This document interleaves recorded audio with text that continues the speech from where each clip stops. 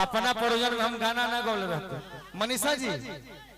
मनीषा जी जो है tension free रहिएगा, ये कंपटीशन नहीं है, ये आप अपने परिवार में अपने घर में है, नो प्रॉब्लम। यहाँ पर किसी को जीत और हार और छोटा और बड़ा नहीं दिखाया जा सकता। सब बराबर है। ये मेरा घर है, आप मेरे लिए सब लोग बराबर है। सही बात बा। इसलिए मैं कहूंगा एगो भैया कोरासा उठा दो। अरे गिरत माघ के पुसाण छेदत हाड़ बा मौगी कहत दिया। घुरहुआ कहाँ बड़े रे घुरहुआ? अरे बहरा भतार बा के कर लिखल है। इतना खराब गीत जख्मी लिख सके ए बाबू, जख्मी भैया लिखल है। अब हित बैठो बैठो बैठो। हेलो कि गिरत माघ विपिन भैया, दीपक हित, मेरा बड़ा भाई विपिन भैया यहीं पे हैं। बैठो गुलशन जी, लूर सीखो दुल्हा बनने वाला बड़ा कि गिरत।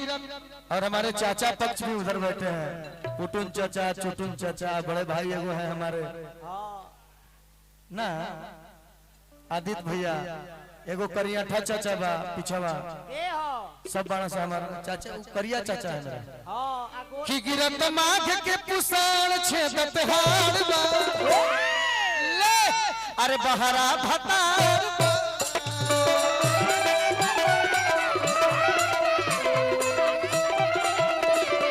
गिरत माघ के पुसाण छेदत हाड़ बा बहरा भतार बा।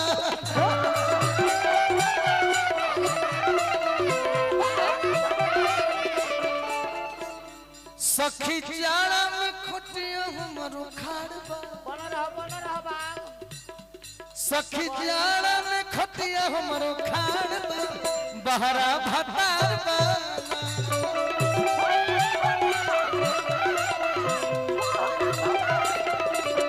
सखी जाड़ा में खोटिया हमरो कहे रे चंद्रन पैसा नहीं है का डिजिटल बिहार में? डिजिटल बिहार में पैसा नहीं है तो सो तकिए उठाता रे।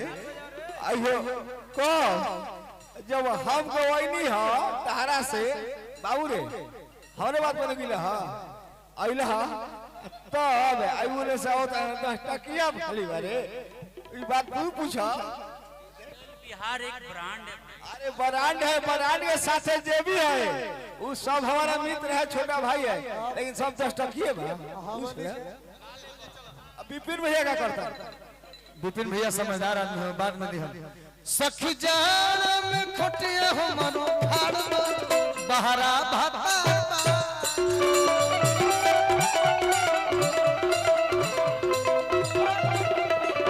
सखी जाड़ा में खोटिया हमरो खाड़बा बहरा भतार बा।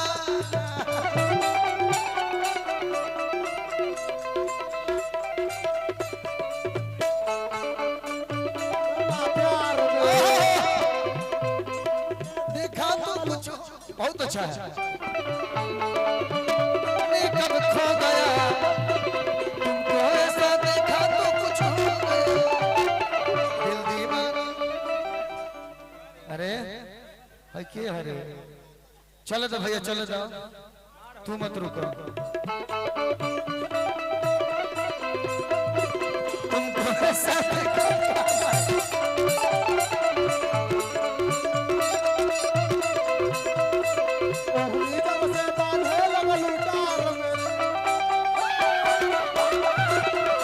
बहरा भतार।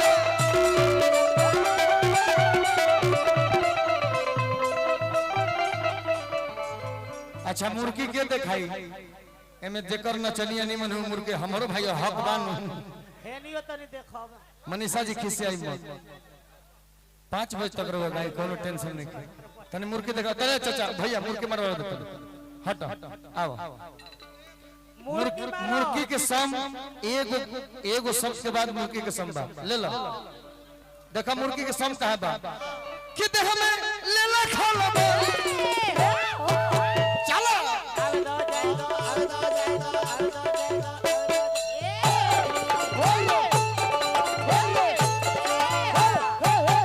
पास हो गए। तू गोला के कबो कलाकार फेल ना हो सकेली सब कितने हमें आर ले लखो बोली मन करे केहू के धली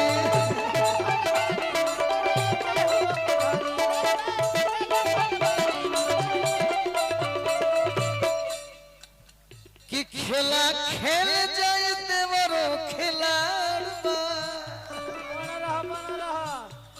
ये न लोथा ये ऐसा लोथा है कि देखिए कि भैया बारे तो भौजाई के मोथा सोजी है ये न लोथा से खतरा बा हमारा भौजैया कहती है मुर्गी तो बढ़िया मरली हो बाकी एगो गलती काम कैली हो हाँ कैली हां पैंट नहीं की पहनले अरे भाई ए भाई ए कि खेला खेल जाए देवरो खिलाड़बा बहरा भाता